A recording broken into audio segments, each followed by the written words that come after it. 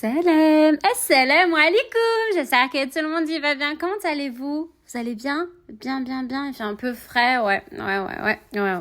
Il va nous falloir aujourd'hui les ingrédients, les condiments suivants. On part sur de la tammena sans miel, sans sucre, que des choses al dente. Alors, ça va jouer avec 3 ingrédients, 3 condiments. C'est tout. Et après, vous garnissez comme vous le voulez. Vous pouvez laisser au naturel. Vous pouvez faire des petites boules avec vos mains en utilisant la paume et la main. Ou alors, vous prenez simplement des moules, comme vous souhaitez. On y va, on l'a fait cette recette, on l'a fait ensemble. Regardez, les ingrédients, ils sont au nombre de 2, plus le 3e qui va arriver. Alors ici, c'est de la patate date. Prenez-moi de la qualité. Patate date algérienne. Regardez, patate. Je l'ai pris au panier fait, c'est marqué panier frais. Je suis allée au panier frais, j'ai pris de la patate date. C'est tout. Ici, il y a la belle. Vous prenez-moi du beurre de qualité, de la margarine. Prenez-moi du gras. Et de la semoule moyenne. Pour un bol comme ceci, comme cela, ici, voilà, de semoule moyenne, on va prendre chouïa beurre et chouïa patate date. La patate date, ici, la quantité exacte, c'est 800 grammes. J'ai coupé en 2. À vue d'œil, j'ai fait un peu plus que la moitié. Franchement, j'avais pas pris beaucoup. On va dire que là, c'est à peu près 350 grammes, 300 grammes. Voilà, là, il y a 300 grammes dans ma main. Pour le bol de semoule moyenne et puis le beurre, voilà, d'accord? Le beurre, je vais prendre à peu près, là-bas, il y a 250 grammes, je vais prendre 150, ok? Donc, on va pas utiliser beaucoup de beurre parce qu'en fait, le problème, si vous mettez beaucoup de beurre ou de margarine, ça va dégorger quand vous allez la façonner avec la paume de votre main. Ça va dégorger de beurre et quand ça va refroidir, ça va geler, ça va pas être bon et ça va pas être beau. Voilà, ça va être moche. Regardez la qualité de la patate date. C'est pour ça que j'ai dit la qualité. La patate date algérienne, arôme et goût et qualité est facilement malléable. Donc là, elle est dénoyautée, elle est travaillée déjà. Et puis moi, je la retravaille, je l'ouvre, je l'étends un peu. C'est tout. Dans toutes les recettes, dans toutes mes recettes, on cherche bien sûr l'arôme et le goût. On va partir sur un mélange pain d'épices. Aïe.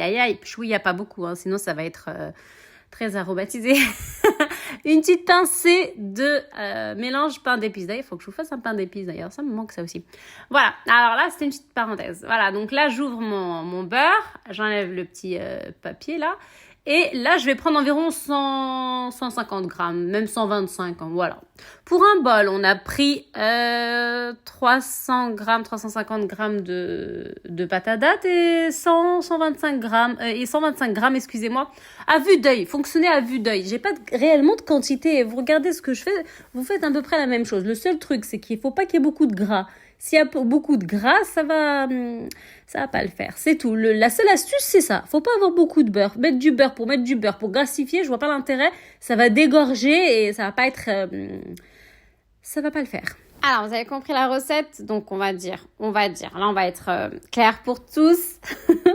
350 grammes de patate date, un bol de semoule moyenne et on va dire 125 grammes de beurre ou de margarine. Voilà, j'ai posé des quantités pour ceux qui sont très manières. Moi, j'aime pas trop les manières, mais bref. Ceux qui sont pleins de manières, j'ai posé les quantités. Comme ça, on ne dira pas qu'on n'a pas dit. Ici, on a torréfié la semoule moyenne. On la torréfie bien. On fait pas comme la tammena que j'ai préparée dans l'assiette avec le miel. Là, on la torréfie bien. Mais vraiment bien. Je la veux cuite, hein. Cuite, c'est pas trop cuite, hein. C'est cuite. C'est U-I-T-E. On est d'accord, hein. Voilà. Et ensuite, caniculeuse. Bien sûr, dès qu'elle sort, dès que je l'enlève du gaz, immédiatement, je viens la verser dans mon saladier. J'ai fait exprès de prendre un saladier et pas un gessa. Pourquoi? Pour que tout, en fait, toute la chaleur, elle prenne et tout de suite ça fond et tout de suite ça soit malléable. Je galère pas. Parce que si je prends une assiette qui est un peu large ou big et que je prends une gassa, je vais galérer. Il faudra prendre un autre outil, travailler et tout. Voilà, on fonctionne avec la jugeote. C'est tout. Et voilà, donc là, je viens verser tout le contenu de ma casserole à l'intérieur. Oh, ça brûle, la caméra, je vais le reculer pour éviter les claboussures. Et puis là, je vais touiller, mélanger à l'aide. On ne met pas les doigts, hein. Sinon il n'y a plus de doigts. On va mélanger à l'aide de notre cuillère ici, voilà. Et puis on va tasser, on va mélanger. Et dès que je sens que c'est un peu tiède, parce qu'il ne faut pas du tout laisser la préparation refroidir, il faut vraiment la manier quand elle est tiède. dès que je vois que c'est un peu tiède, donc là, c'est pas maintenant que c'est tiède. Hein. Dès que je vois que c'est légèrement tiède, j'ai incorporé mes mains. Vous n'allez pas voir dans la vidéo, mais j'ai incorporé mes mains, j'ai travaillé. Et puis, j'ai eu quelque chose d'al dente. J'ai pris des moules en forme de petites roses, voilà, de petites roses, fleurs, tulipes, orchidées. J'ai pris en forme de fleurs, et puis voilà, c'est tout. Hein.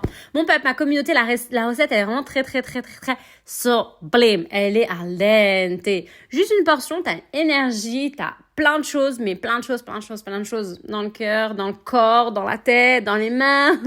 Regardez, moi j'ai utilisé aussi ces moules. Bon, je vous posterai peut-être la recette comme ça, en vite fait bien fait avec les moules. Le résultat pour voir à peu près ce que ça fait dans les moules.